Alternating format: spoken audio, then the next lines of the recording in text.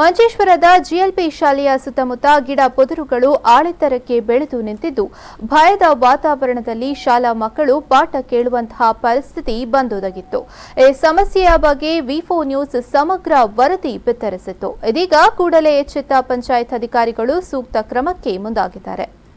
ವರದಿಗೆ ಸ್ಪಂದಿಸಿದ ಪಂಚಾಯತ್ ಅಧಿಕಾರಿಗಳು ಗ್ರಾಮ ಪಂಚಾಯತ್ನ ಅಧೀನದಲ್ಲಿರುವ 17 ಶಾಲಾ ಮುಖ್ಯೋಪಾಧ್ಯಾಯರು ಹಾಗೂ ಶಿಕ್ಷಕ ರಕ್ಷಕ ಸಂಘದ ಪದಾಧಿಕಾರಿಗಳನ್ನು ಕರೆಸಿ ತುರ್ತು ಸಭೆ ನಡೆಸಿ ಅವರೊಂದಿಗೆ ಸಮಾಲೋಚನೆ ನಡೆಸಿ ಮುಂದಿನ ಕ್ರಮಕ್ಕೆ ಮುಂದಾಗಿದ್ದಾರೆ. ಗ್ರಾಮ ಪಂಚಾಯತ್ ಅಧ್ಯಕ್ಷ ಅಜೀಜ್ ಹಾಚಿ ಹಾಗೂ ಬ್ಲಾಕ್ ಪಂಚಾಯತ್ ಅಧ್ಯಕ್ಷ ಎಕೆಎಂ ಅಶ್ರಫ್ ಅವರ ನೇತೃತ್ವದಲ್ಲಿ ಸಭೆಯನ್ನ ನಡೆಸಲಾಗಿತ್ತು. ಈ ಸಂದರ್ಭ ಗ್ರಾಮ ಪಂಚಾಯತ್ ಹಾಗೂ ಬ್ಲಾಕ್ ಪಂಚಾಯತ್ ಸದಸ್ಯರುಗಳು ಪಾಲ್ಗೊಂಡಿದ್ದರು.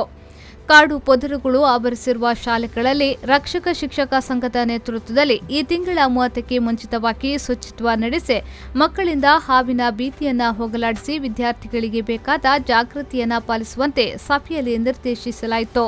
ಇದಕ್ಕೆ ಬೇಕಾದ ಸರ್ವ ಸಹಕಾರವನ್ನ ಕೂಡ ಪಂಚಾಯತ್ ನೀಡುವುದಾಗಿ ಸಭೆಯಲ್ಲಿ ಅಧ್ಯಕ್ಷರುಗಳು ಭರವಸೆಯನ್ನ ನೀಡಿದ್ರು. സർ ഞങ്ങൾ ഈ ഡ്രൈവർ എങ്ങനെ മാനേജ് ചെയ്യും, ചെലവിന് നിറഞ്ഞിട്ട് ഞങ്ങൾക്ക് ബസ് വേണ്ടാന്ന് തിരിച്ചെഴുതി കൊടുക്കുന്ന ഘട്ടം എൻ്റെ മനസ്സിന് ഓർമ്മയുണ്ട്. ആ മനുഷ്യനോട് വന്നിട്ട് രണ്ടാമതാണ് മാഷന്മാർ പറയുന്ന റദ്ദുച്ച ഗവൺമെന്റ് സ്കൂളിലെ ഞങ്ങളെ കുട്ടികളും ഇംഗ്ലീഷ് മീഡിയം സ്കൂളിലെ കുട്ടികളും കളിക്കുമ്പോൾ അവർ കമ്പ്യൂട്ടറിന്റെ മൗസിന്റെ കഥ ഇന്റർനെറ്റിന്റെ കഥ പറയുമ്പോൾ ഞങ്ങളുടെ കുട്ടികൾക്ക് കമ്പ്യൂട്ടറിലെ റദ്ദുച്ചാന്ന് പറയുമ്പോൾ ആ മനുഷ്യൻ ചെയ്തു കൊടുത്തത് മാഷന്മാരോട് യോഗത്തിന് ചോദിക്കും. മാഷ് വന്നിട്ട് അറിയും, സർ നമുക്കൊന്ന് കമ്പ്യൂട്ടർ വെക്കൂ ഒന്ന്. അയാൾ തിരിച്ചു ചോദിക്കുന്ന ചോദ്യമാണ് ഞാൻ ഇപ്പോൾ എൻ്റെ കണ്ണ് കൊണ്ട് ഓർക്കുന്നുണ്ട്. ടീച്ചറെ എത്ര വേണ്ട, 1, 2, 3 ചോദിക്കും. എന്നിട്ട് വാരിക്ക് ഒരു കമ്പ്യൂട്ടർ കൊടുത്തൊരു മനുഷ്യനാണ്.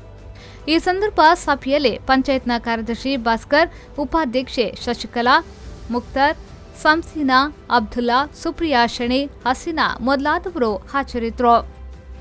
ರೆಹಮಾನ್ ದ್ಯಾವರ ವಿ4 ನ್ಯೂಸ್ 7 ಮಂಜೇಶ್ವರ.